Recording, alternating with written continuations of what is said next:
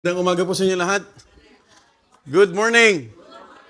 Good morning to our visitors and even to all mothers here.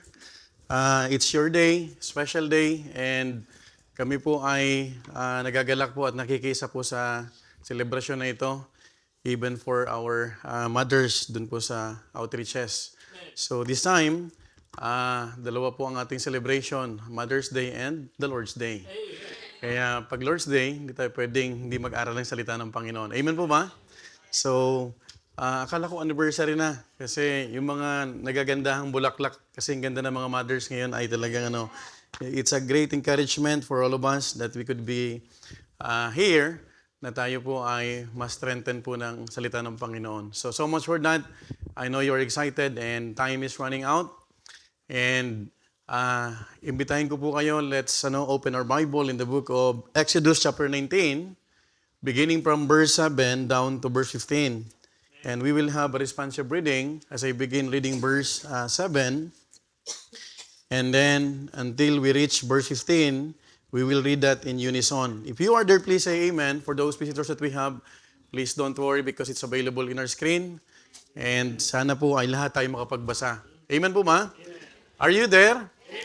Exodus chapter 19, verse 7, the Bible tells us, And Moses came and called for the elders of the people and laid before their faces all these words which the Lord commanded him.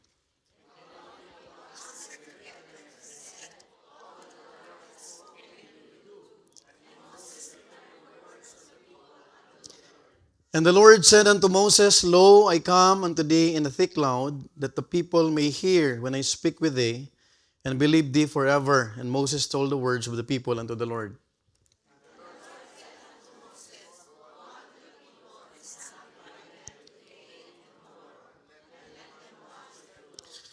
And be ready against the third day, for the third day the Lord will come down in the sight of all the people upon Mount Sinai.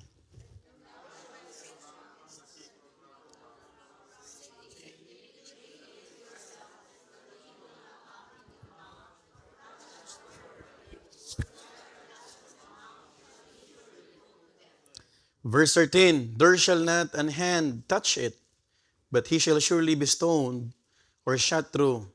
Whether it be beast or man, it shall not live. When the trumpet soundeth long, they shall come up to the mount.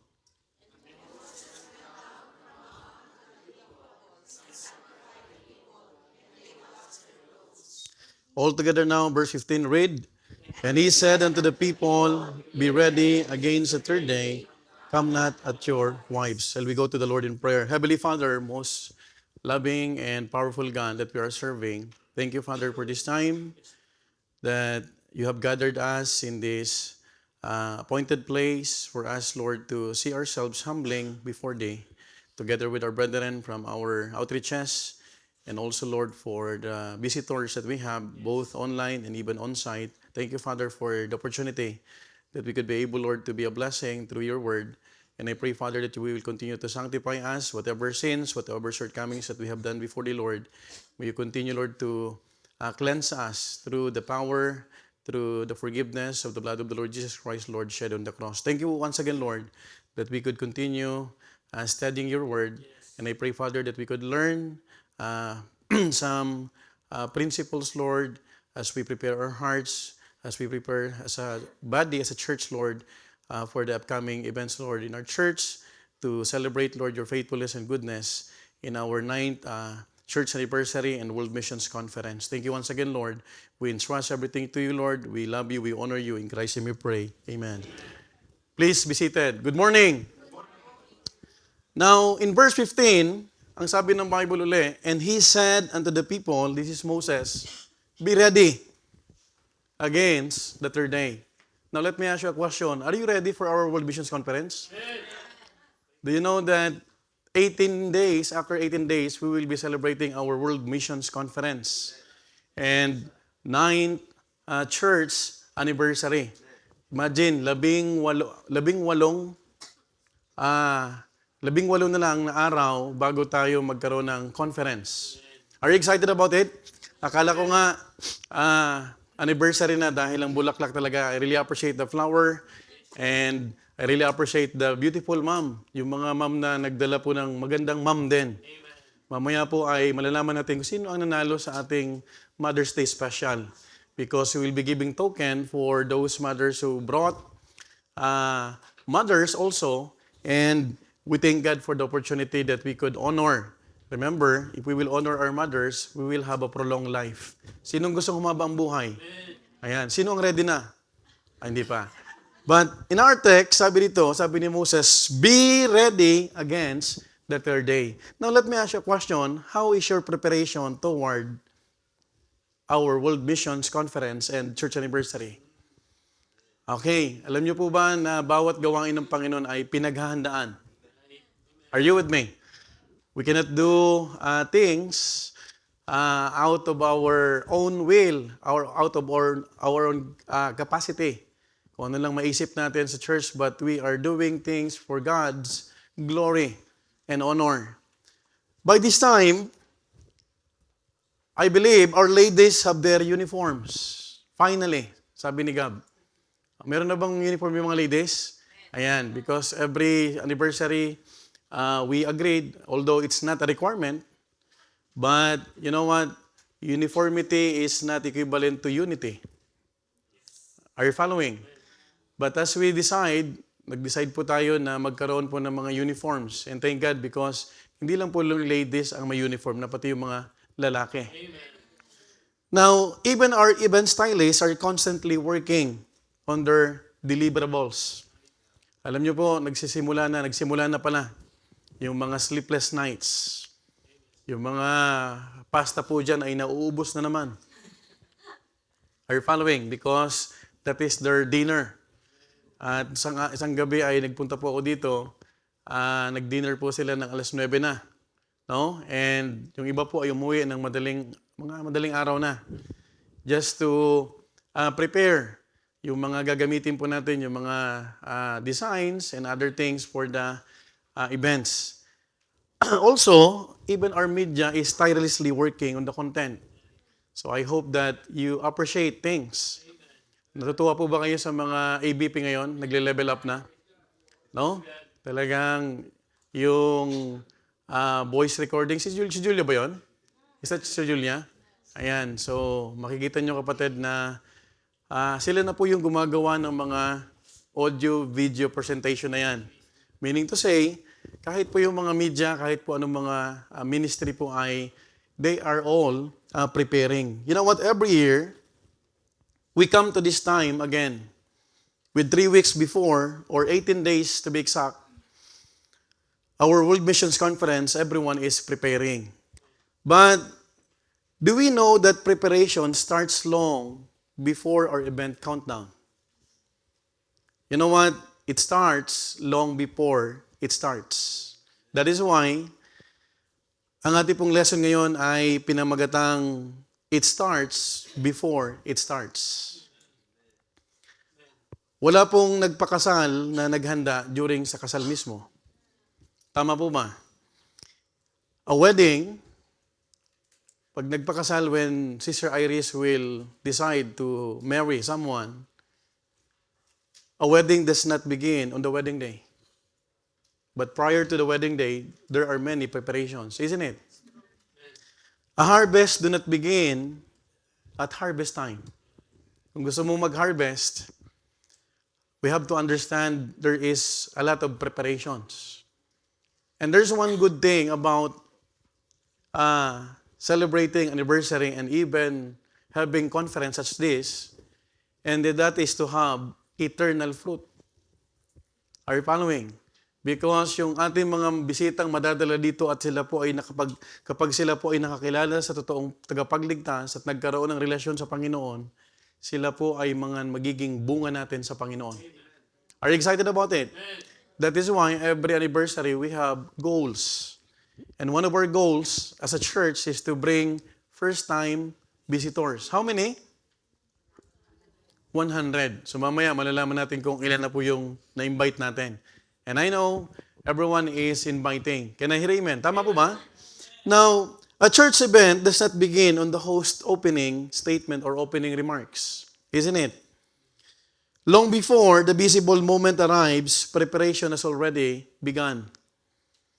Before the programs, the speakers, the schedules, and other activities, there is something deeper that must be settled first. Ano po yun? And that is how we see it.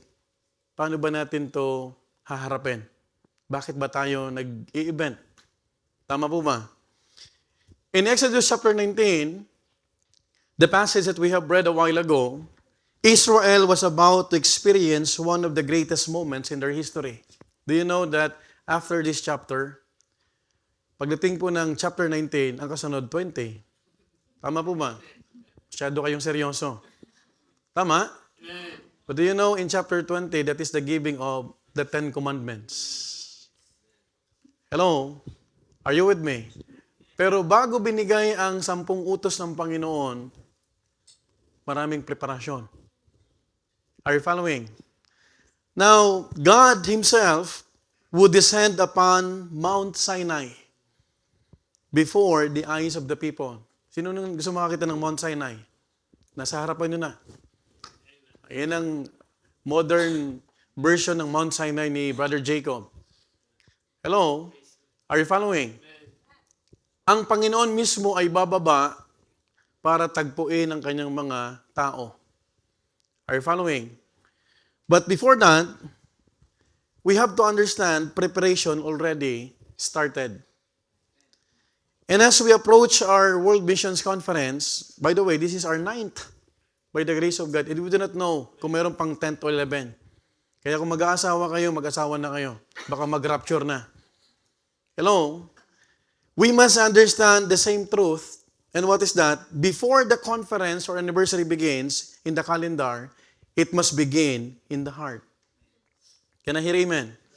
Mahirap magkaroon ng event na wala naman din yung puso. It starts before it starts. That is why the title of our Sunday school lesson, this is a tailored Sunday school entitled, It Start Before It Starts. Where to start right before it starts? Number one, we have to understand in our week 1, this is a short series as we prepare our hearts and even everything, not just physical preparation, but spiritual. We're going to talk about where to start right before it starts. It starts, number 1, with a ready perspective. This is seeing the moment before us. So, bago kapatid, binigay ang 10 utos ng Panginoon sa mga tao ng Panginoon through Moses, marami munang naging instruction ng Panginoon. And let's talk about, number 1, it starts with a ready perspective. You know what? A ready perspective, listen to this, is a mindset that sees something the right way before it even begins. So mahirap kapatid, imagine there were almost 50 plus delegates coming from different parts of the world.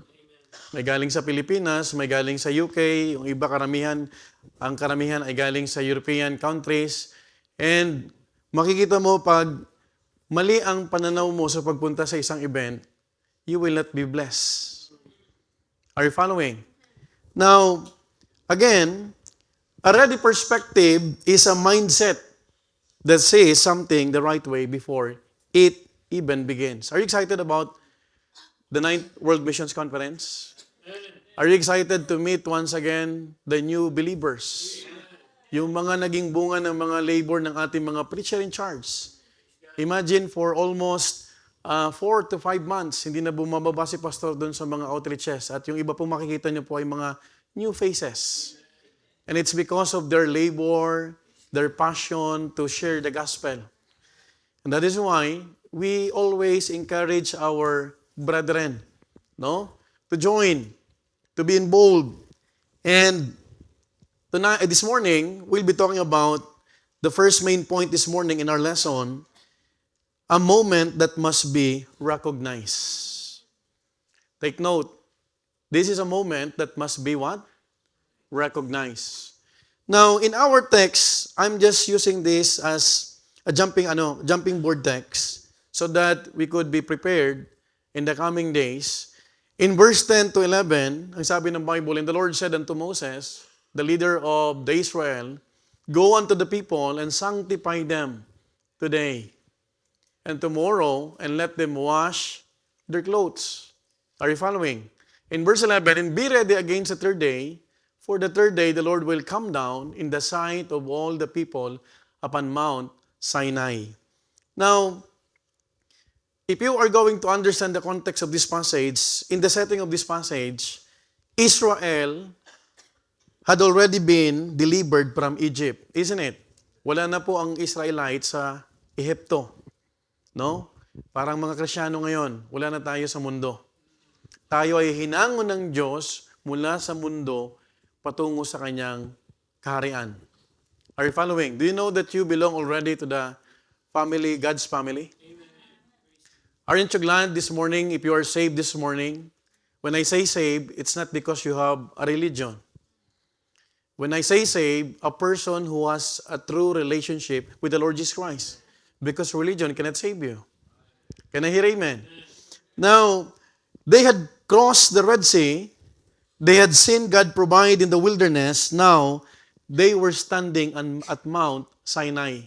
So imagine, you have to imagine the setting of this chapter. Sila po ay nakatayo doon sa tinatawag na malapit sa Mount Sinai. In fact, in verses 5 to 6, God was telling Israel that they were not just a rescued people, redeemed people, delivered people, but a chosen and separated people with a purpose. Do you know that God saved you for a purpose? Hello? Imagine, if you are going to ask fund for the Italian government, Meloni will not release fund for the missions conference. Have you realized this? Kahit sa barangay tanod, humingi ka ng pondo, hindi ka bibigyan ng pondo dahil lang sa missions conference. Are you following? That is why we have to understand we are saved with a purpose. Amen po ba? Amen. With the right purpose in life. Hindi tayo niligtas ng Panginoon para lang sa wala. Merong layunin at paggagamitan ng Panginoon sa kanyang iglesia. Now, we have to understand also, this came with a premise, and that is, if they will obey His voice. Now, in the timeline of Exodus 19, is not yet the giving of the Ten Commandments, dahil ang pagbibigay ng Ten Commandments ay nasa chapter 20. They were still not people of the covenant. Wala pa rito yung covenant, no? Dito pa lang yung covenant mangyayari after how many days? 3 days. If you understand the passage that we have read, after 3 days pa. That is why God spoke to Moses. Moses, you tell the people, sanctify themselves. And after 3 days, bababa siya, he will descend para ibigay yung tinatawag na 10 utos. But that it happened not on chapter 19, it happened in chapter 20. Now, remember, Exodus 19 is the preparation before the giving of the law. It is the moment before the moment. It was a big moment. They just didn't know it yet. Alam niyo, kung wala po yung 10 utos, wala tayong pagbabasehan na meron pala tayong kasalanan. Do you know that the law is the schoolmaster? That is the reason why we know for a fact that we're committing sin. Why? Sin is the transgression of the law. When there is no law, there's no sin. Kasi ang kasalanan ay pagsuway sa kautusan. So imagine if God did not give 10 commandments. Wala tayong gagawin kundi gumawa ng ayon sa ating kagustuhan. Are you following? But hindi pwedeng mayari. It cannot happen. Why? Because we are not spiritual robot. We are a human being under the umbrella of God's sovereign authority. Can I hear amen? Hindi tayo pwedeng gumawa ayon lang sa gusto natin. So they don't have an idea what God will be doing in the coming days. So this is a big moment in the lives of Israelites. Now, that is why God gave them a timeline a countdown, and a tasks. Parang sa atin, pag nag-event, meron tayong countdown. Have you already shared our banner? I hope nakikisa po tayo if you are a member. Amen po ba? Mahirap naman na nagsishare tayo ng banner ng ibang church tapos yung sarili natin church, hindi natin nasishare. Hello? And I encourage you to pin that. Amen po ba? Because meron niyang purpose. Oh, have you checked your Facebook? Have you already pinned that? Now, remember, there was a timeline, a countdown, and even a tasks. Marami pong mga gagawin. That is why God did not allow Israel to walk blindly into this moment. He gave them what? An opportunity to prepare. And you know what? God said, today, tomorrow, and the third day. Look at what the Bible says in verse 10 to 11. Once again, and the Lord said unto Moses, go unto the people and sanctify them today. Ano una munang pinapahanda? Yung kanilang mga sarili. And tomorrow, hindi lang ngayong araw, kahit bukas, and let them wash their what?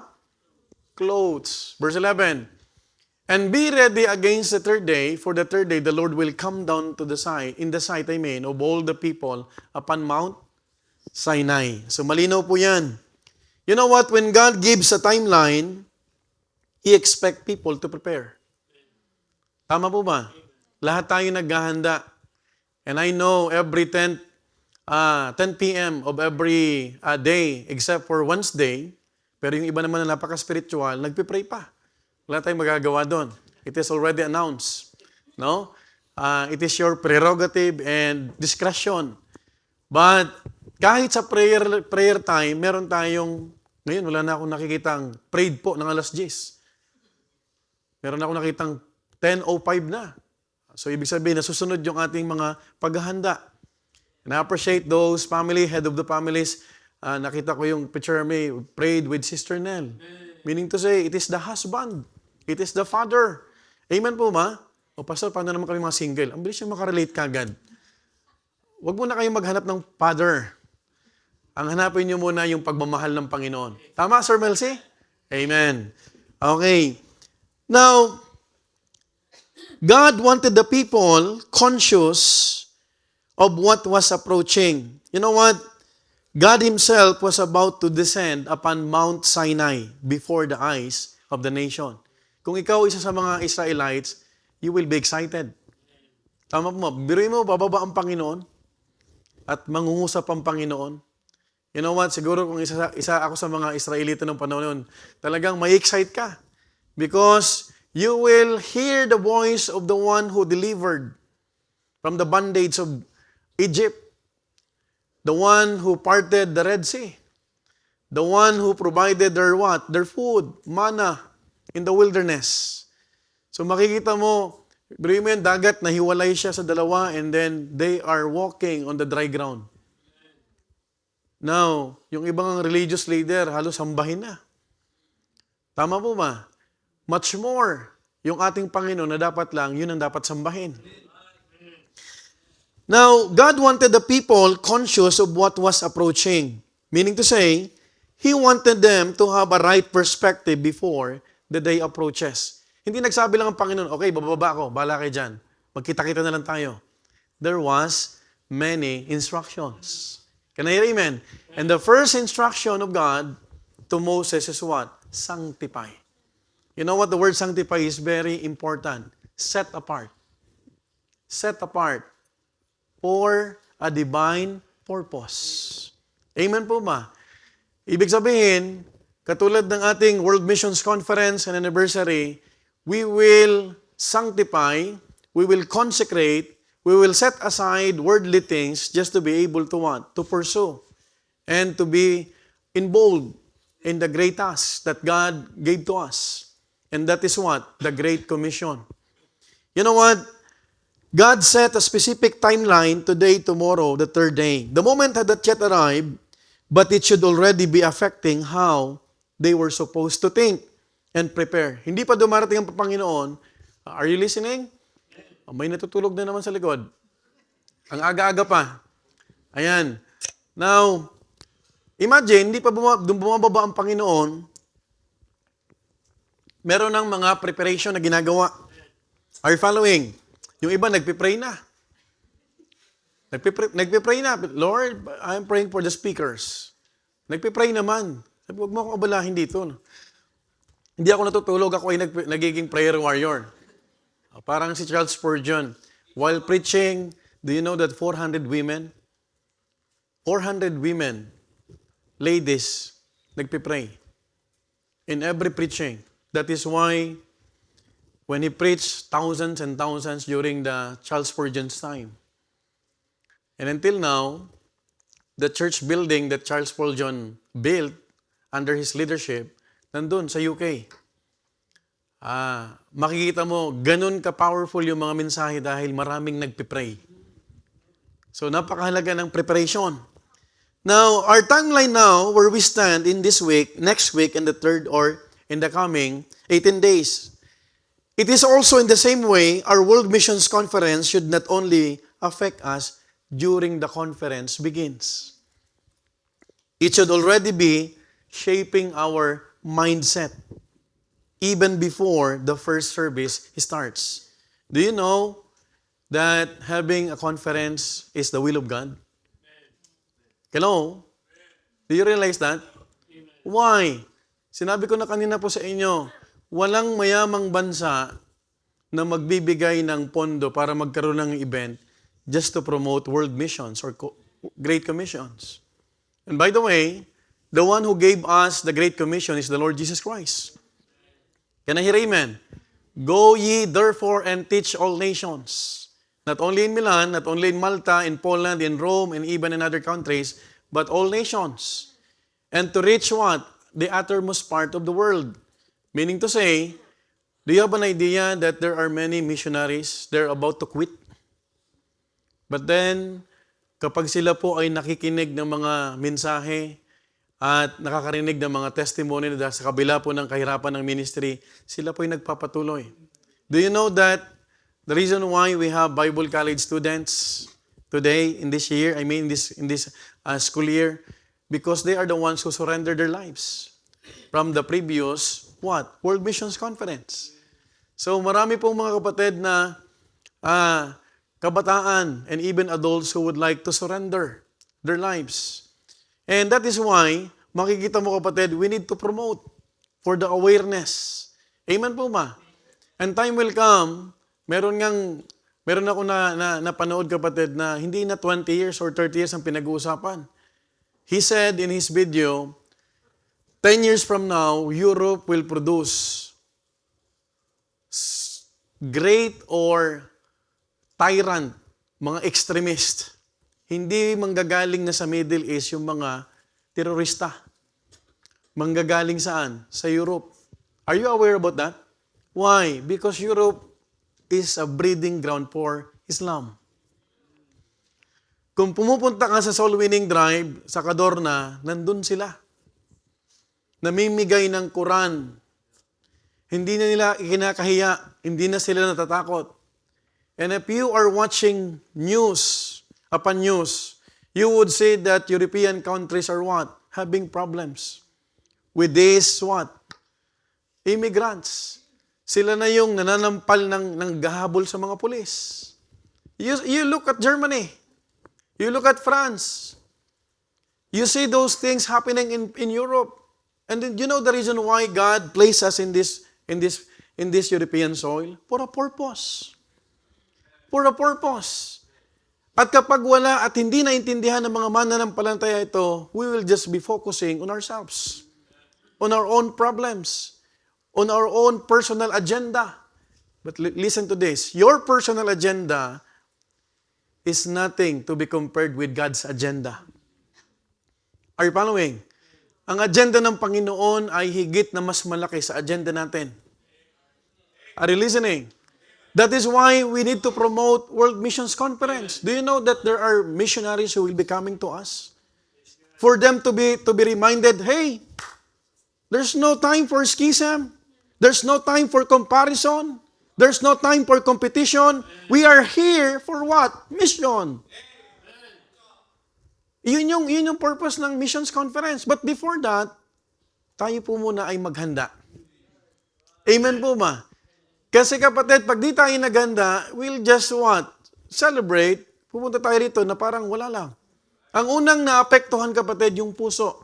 Bago pa dumating yung conference, huwag mo nang antayin yun, your heart should be what? Prepared. Lord, speak to me during that specific event. Can I hear amen? Pero pag hindi handa ang puso mo, hindi ka nakapag-prepare, wala lang. Magbubukas ka lang ng candy. Magbibilang ka ng candy, nakatatlong candy ako dahil ang tagal ng preaching. Hello? Are you following? That is why God spoke to Moses, and Moses, you let the people know that they need to sanctify themselves. Folks, listen to this. A right perspective is not looking at it as a calendar event that you will just attend, but a day where God may speak to your heart in a very special way. Some of our brethren, they will be attending for the first time. Ano ba yung conference na yon? Are you following? You know what?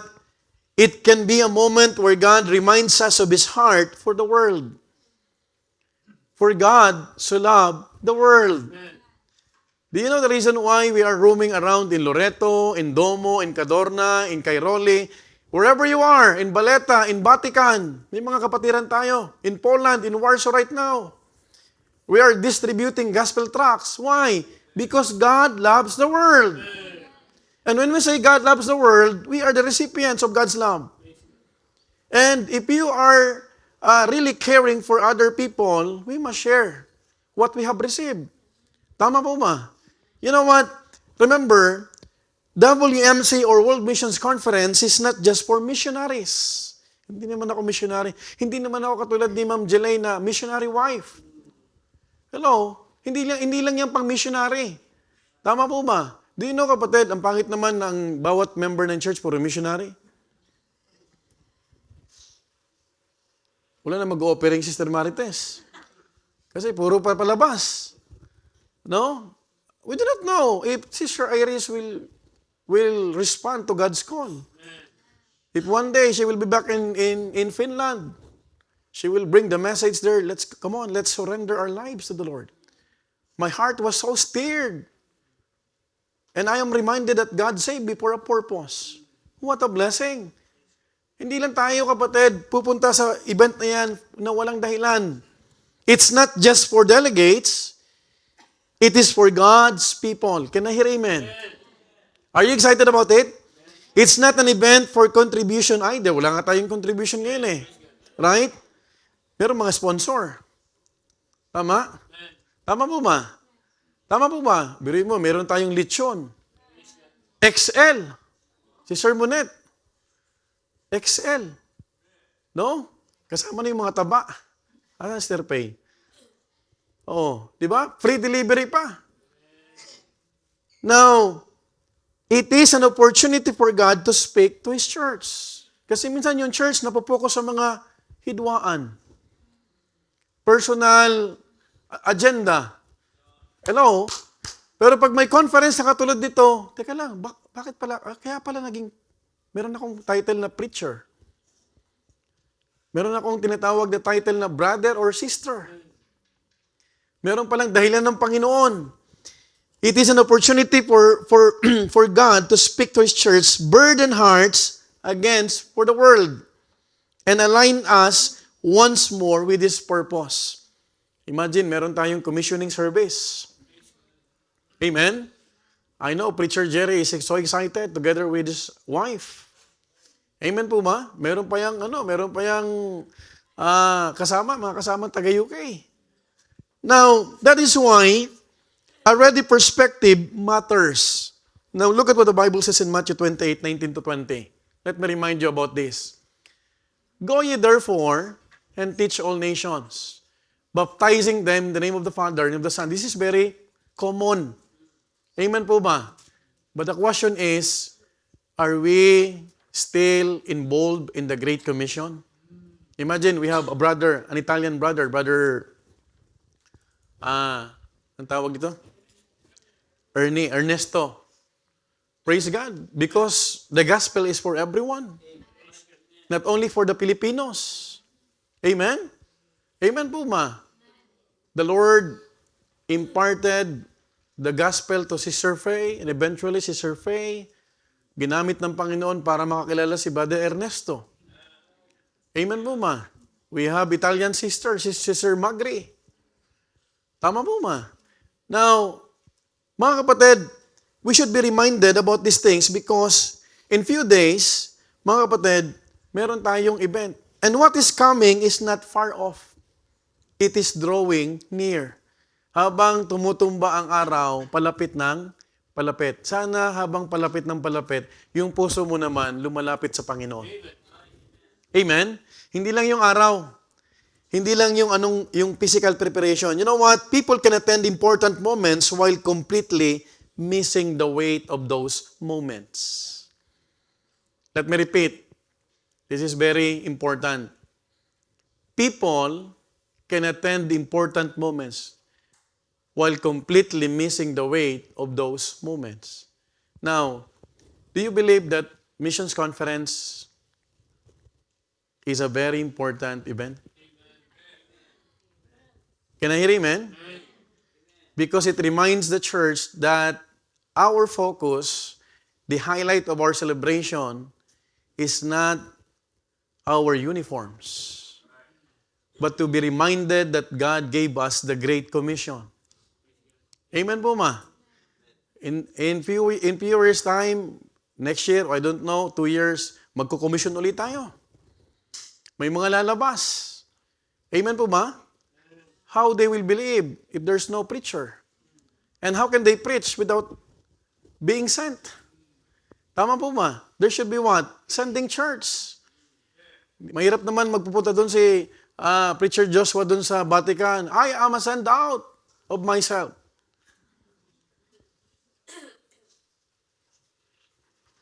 Ye people, repent and be baptized. Kailangan may nag-send out. Amen po ma? Now, some people arrive physically prepared but mentally distracted. That is why when God spoke to Moses, sinabi niya, sanctify the people. Amen? Hindi niya muna binigay yung 10 utos. Kasi kung hindi ka handa, alam mo ba kahit anong pakinig mo, pag hindi ka handa at mayroong distraction, hindi mo ma-absorb. Amen po ba? That is why we encourage our brethren, our visitors, switch off your phone. Huwag mo munang antayin yung magbabayad sa'yo. Pwede yan mamaya. Right? Tama po ma? Because God is speaking to us. Every time we are listening to the preaching of the Word, every time you are opening the Word of God, hindi mo ba alam na nangungusap ang Panginoon sa'yo? Pero paano mo mapapakinggan ng maayos kung may kachat ka? Oh, that is why, pinagbabawal ngayon ni Pastor sa media, walang nagsi-cellphone. Right? They are focused. Amen po ba? Pastor, nagtitake notes lang po, Pastor. Oh, mahirap naman, nagle-lesson dito, may kachat ka. Where na you? Dito lang me. Okay. Bye-bye, mua-mua, chup-chup.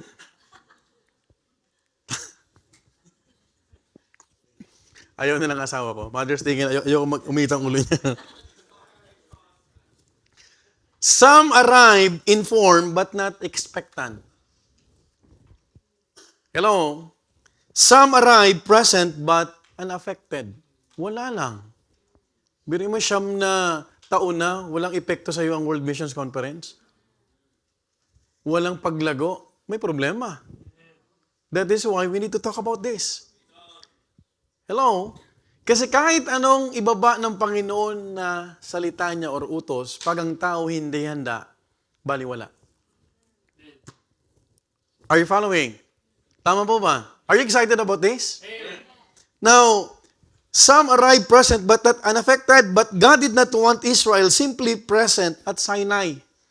He wanted them aware of Mount Sinai before they ever stood before it. Imagine, pati lugar hinanda ng Panginoon. In the same way again, God does not just want us to be present at this World Missions Conference. He wants us to be aware and prepared before we step in the church. Amen po ma? Hindi lang uniform, kundi yung ating mga puso. Perhaps, one of the greatest dangers in church life is familiarity. Why? Because when we are doing things mechanically. Hello, what's mechanically? Wala lang. Automatic. By default. Pag pumunta ka ng church, wala lang. Punta ka ng church. Wala, linggo eh. Walang pasok. O meron tayong kapatid ngayon. Kahit may pasok sa trabaho, hindi pumasok. By faith. Not by fix. Amen po ba? Sana kapatid, lahat tayo excited. It's not only because Mother's Day. Yes, we're celebrating Mother's Day. We honor mothers. That's why we give time. That's why we extend time. But listen to this kapatid. Sana kapag may mga event, and every Sunday is an event. A special event because we are meeting the Lord Jesus Christ. 2 or 3 gather in my name, there am I in the midst of them. Tapos ikaw, natutulog. Ang lakas ng amen sa likod ah. Now, He wants us to be aware and prepared before we step in the church. Perhaps, we can become so used to conferences, missionaries presentations. Nai-excite ka pa ba pag may mission report kapag Wednesday? Alam mo, hindi ka ma-excite pag di ka nagbibigay sa mission giving. Kasi hindi ka kabahagi dyan. Hello? Are you following? Ang na-excite lang kapatid kapag nag-report dyan, wow, 20 professions of faith. I have part for that. Amen po ba? Amen po ba? These are the eternal fruits. Fruits that remain. Yung nawiwin nila sa Cambodia, sa Malaysia, sa Singapore, sa Africa, sa Ethiopia, meron tayong kabahagi doon. What a blessing! Kaya nga, titignan mo kapatid, hindi lang yung mukha ng missionary sa Switzerland. Dati yung missionary sa Switzerland, isa lang, ngayon 2 na. Sang araw, mothers na rin yan. Tama po ba? We do not know kapatid, how they are laboring, toiling. But the most important thing is what? Merong mga bunga. Ye have not chosen me, but I have chosen you to bring fruits that will remain. How can you have fruits in Ethiopia if you are in Milan? Tama po ba? Now, remember, we need to understand, we can become so used to conferences, missionaries' presentations, and annual schedules that eventually we stop recognizing the spiritual significance. Do not forget the spiritual significance. Amen? Bakit ka mag-conference kung wala lang? Amen? Do you know that the most expensive event in our church is this? Amen? Amen po ba? Amen. And praise God, ngayon, walang ambagan. What a wala akong amen. Next year tayo magkita-kita. Wag mo munang lakasan ng amen mo. Pero pagkatapos naman yan, wala na talaga ambagan.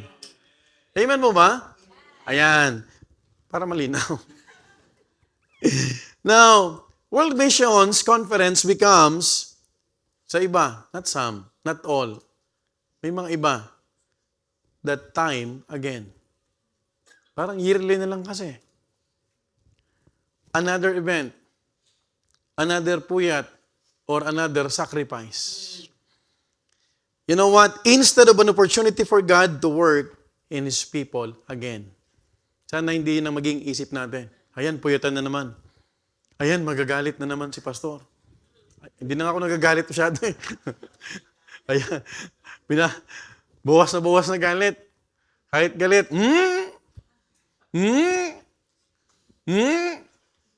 But praise God, everything is smooth right now. Amen po ba? Nakahanda ang transport, bilo mo magpupuyat.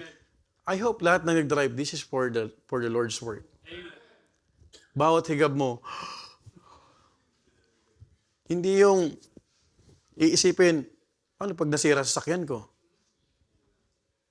Do you know that the one who will protect your car is not you? It's God. That's why we are praying for the transport ministry.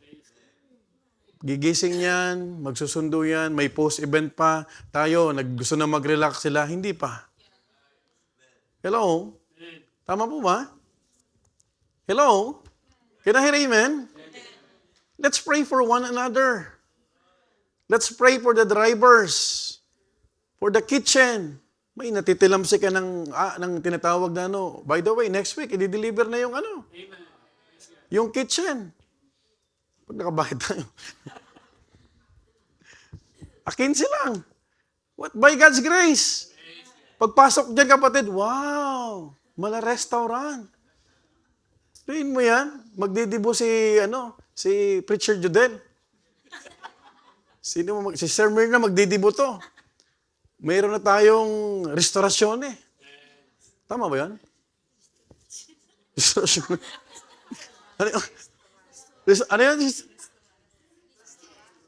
Ano yan? Bala na kayo. Ang hirap eh. Sipin mo kapatid. Praise God for those brethren. Na nakikisa kapatid not only in labor, pati finances.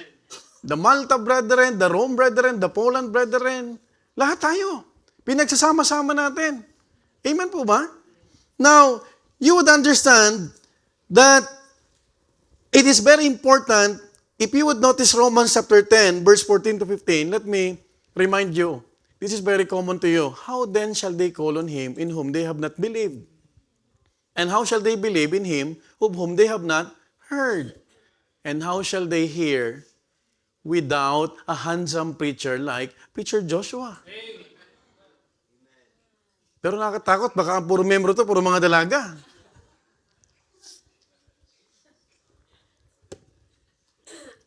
Hello, sana ang tinatanggap natin yung Panginoon. Hindi si Preacher Noli, may asawa na to. At lalong hindi si Missionary Chris. Ay, talagang, kung nakita mo magalit si Gulayat, makikita mo si Ma'am. Akin lang si Christopher.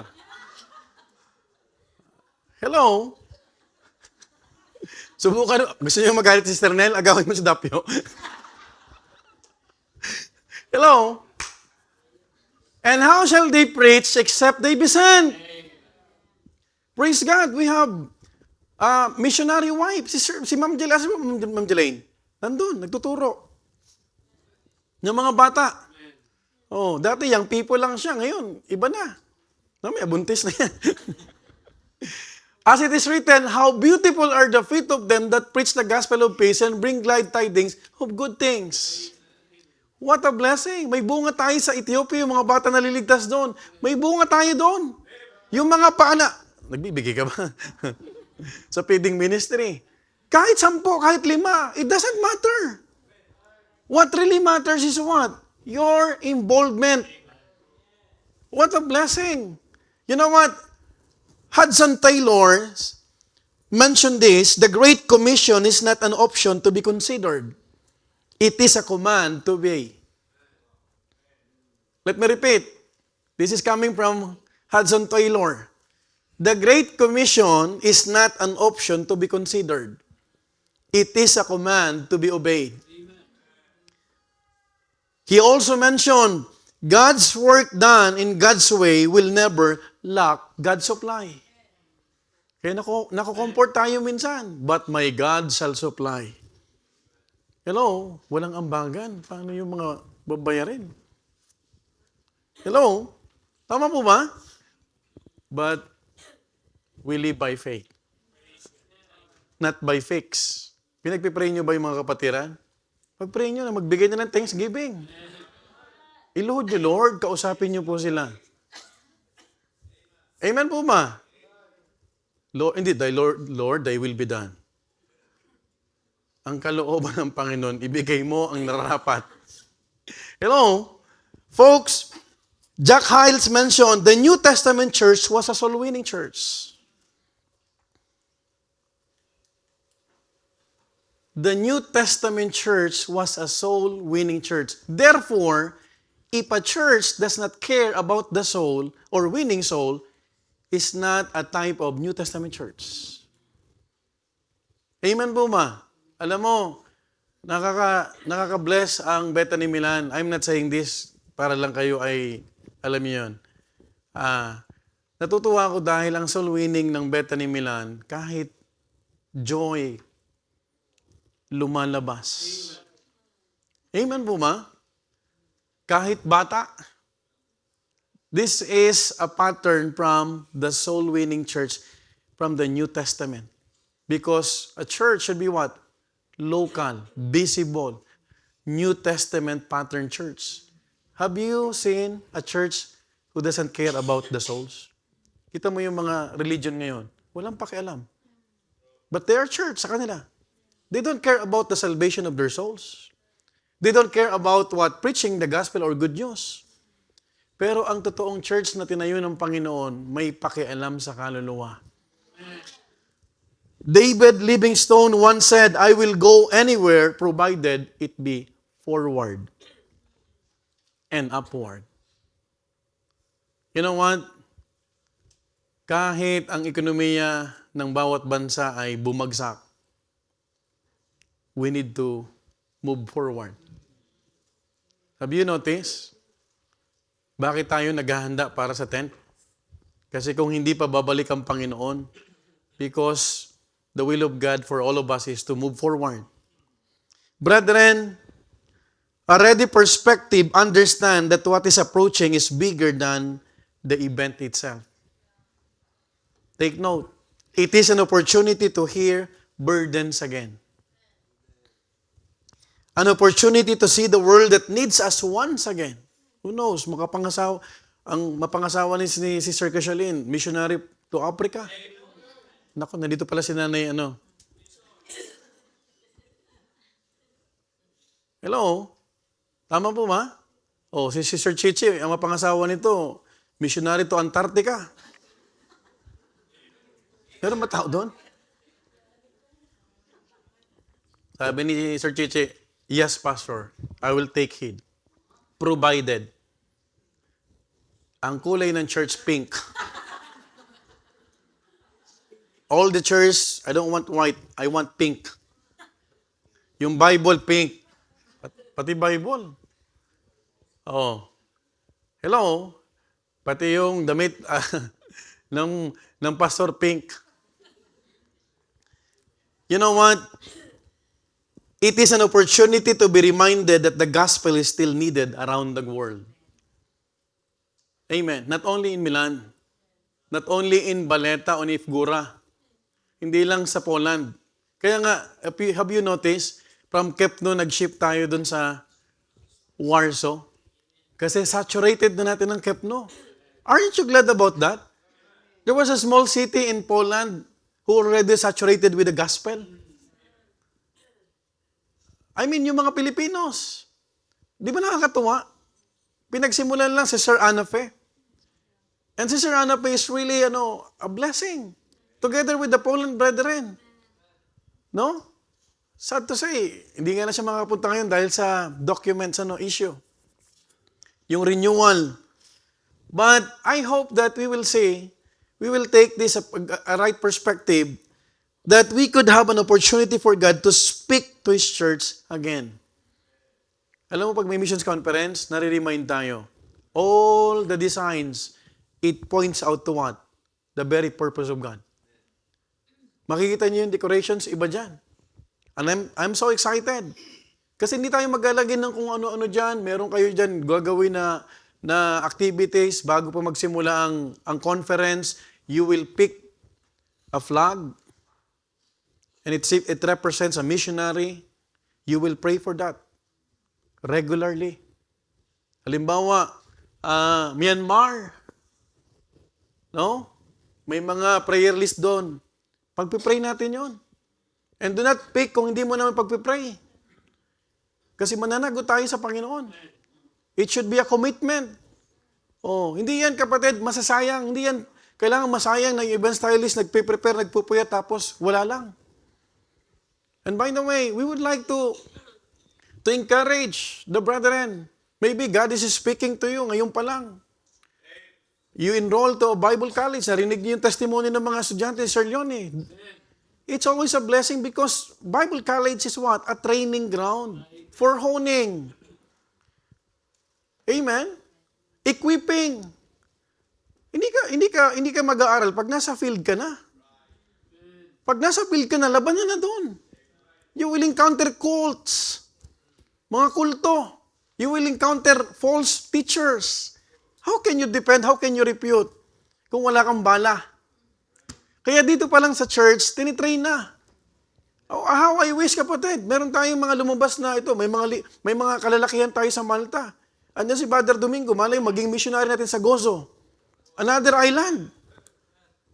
Kasama niya siyempre si Sir Ginaline. Oh, dadali nila yung treadmill sa Gozo. Oh, di ba? Sino makakaalam? Who would have thought? Tanungin ko kayo, hindi nyo ba alam, kahit yung pastor nyo, hindi alam na magpapastor? Hello? I never imagined, even in my wildest dream, that I will be a pastor. Because that's God's calling. Amen? Oh, may mga young people tayo. Ayan, Sister Selena. Julia. May mga next in line, next generation. Oh, si Atara, sa ka magbimisyon? Ha? Saan? Gusto ko, Pastor, sa City of Bread. Saan ba yung City of Bread? sa Israel yun. Now, folks, make use of the remaining days to be expectant, prepared, and excited with what God will do. Amen? So, itutuloy natin ang lesson next week. Amen po ba? Okay. So, where to start right before it starts? Number 1, it starts with the ready perspective.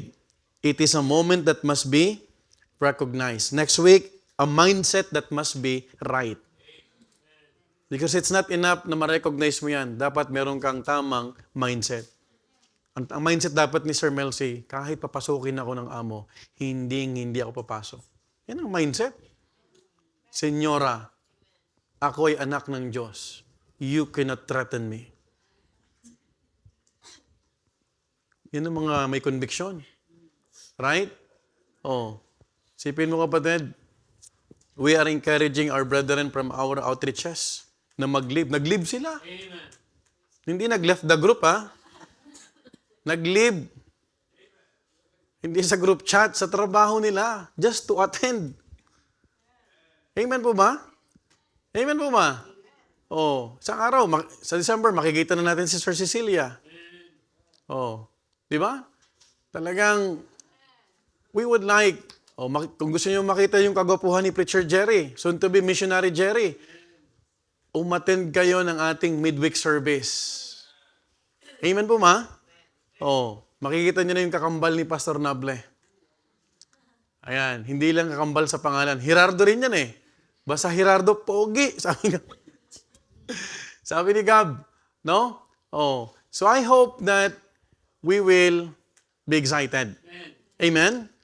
As we proceed, mga kapatid, we have to understand where to start right before it starts. It starts with a ready perspective.